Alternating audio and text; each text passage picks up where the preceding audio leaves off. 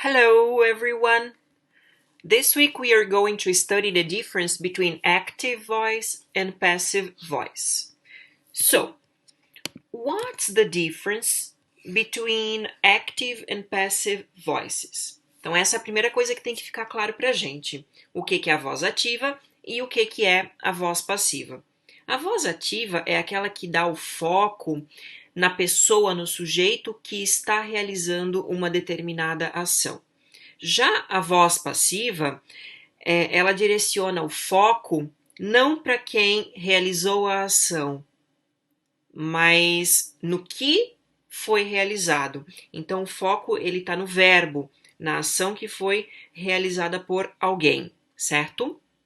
Sabendo isso, a gente pode ir, então, para a língua inglesa. Eu vou mostrar para vocês, a partir de agora, alguns exemplos de frases. Esse primeiro exemplo é um exemplo de uma frase na voz ativa. Então, percebam. They make protests. Eles fazem protestos. Observem em cima de cada uma das frases. Então, o they é o subject, que em português seria o sujeito. O sujeito ativo é aquele que está realizando uma ação. Make é a ação desempenhada por esse sujeito they, e protest, que seria o complemento aí, nesse caso é o objeto, é aquele que está sofrendo o efeito da ação. Então observem como é a estrutura de uma frase ativa.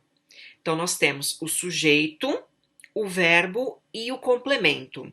As frases que encaixam dentro dessa estrutura são consideradas voz ativa. Ok? Agora a seguir, vamos ver frases que estão na voz passiva. Então, nós temos aí aquela mesma frase, só que escrita dentro da estrutura gramatical de uma voz passiva. Observem. Protests are made. Então, protestos são feitos. Notem que eu não coloquei aí quem fez essa ação, porque como a gente viu lá no comecinho da nossa videoaula, o foco ele não está em quem desempenha a ação, mas sim na própria ação. Aqui no caso, que os protestos são feitos, certo? Então nós temos aí object, que é quem está sofrendo a ação, e a estrutura gramatical aí do verbo are made. Então aqui, nesse primeiro exemplo, não mostrei quem fez a ação. Porém, se eu quiser, dentro da voz passiva, também mostrar quem realizou a ação, é possível. Observem o exemplo que está abaixo. Protests are made by them. Então, nós temos aí o comecinho igual da primeira frase. Protests are made. Aí, além disso, eu acrescentei aí by them. Esse by significa por. É uma preposição que indica por. E them, por eles, né? Não posso usar o they aqui porque está depois do verbo. E como vocês aprenderam lá no primeiro ano, no ensino médio, após o verbo, a gente não usa aí o pronome sujeito, né? A gente usa o pronome objeto, certo? Então, observem a seguir. Na estrutura da voz passiva, então, nós vamos ter o objeto, o verbo to be, is, se for referente ao singular, ou are, se for referente ao plural, mais o verbo no past participle, certo? Past participle, para quem não lembra, é a terceira coluna daquela lista de verbos irregulares, ou ed para os verbos regulares. Ainda sobre a voz passiva, observem, né? Como eu mencionei anteriormente, o foco ele não está na ação, então eu não preciso, o foco ele está na ação, então eu não preciso mostrar quem que executou a ação, mas se eu quiser dizer quem fez, eu utilizo a preposição by, ok? Então agora a gente vai para mais uns exemplos práticos. Eu coloquei aqui então frases na voz ativa. Agora, a partir dessa voz ativa, a gente vai transformá-las em voz passiva. Observem aqui em cima, ó, a estrutura de uma voz passiva. É o objeto, o verbo to be is ou are e o past participle do verbo principal. The first example is John washes the car. O John lava o carro. Então, dessa frase aí, quem é que está sofrendo uma ação? The car. Depois disso, nós vamos usar o verbo to be. Como the car é singular, eu vou usar is. Agora temos que usar o past participle do verbo principal. Qual que é o verbo principal? É o wash, que é lavar. O wash, ele é um verbo regular, ele não está na tabelinha. Então, a gente vai acrescentar ed. So, the car is washed. Ok, the car is washed.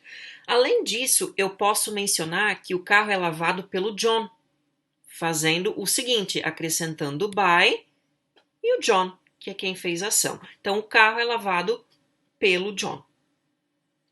The next example. I do my homework. Eu faço minha tarefa de casa. Então, vamos lá. Qual que é o objeto que está sofrendo a ação? My homework. My homework, singular. Então, is. O verbo principal é o do. Então, se você for lá na tabelinha de verbos irregulares, você vai encontrar o do. Então, nós temos ali o do na primeira coluna, na segunda coluna o did, mas o que a gente precisa é o past participle, que é done. My homework is done. Se eu quiser acrescentar que é por mim, eu coloco by me. Mais uma vez, eu não posso colocar by I, porque após o verbo, a estrutura verbal, eu utilizo os pronomes objetos, ok? Me. One more example. He opens the door. Ele abre a porta. Quem é que está sofrendo essa ação?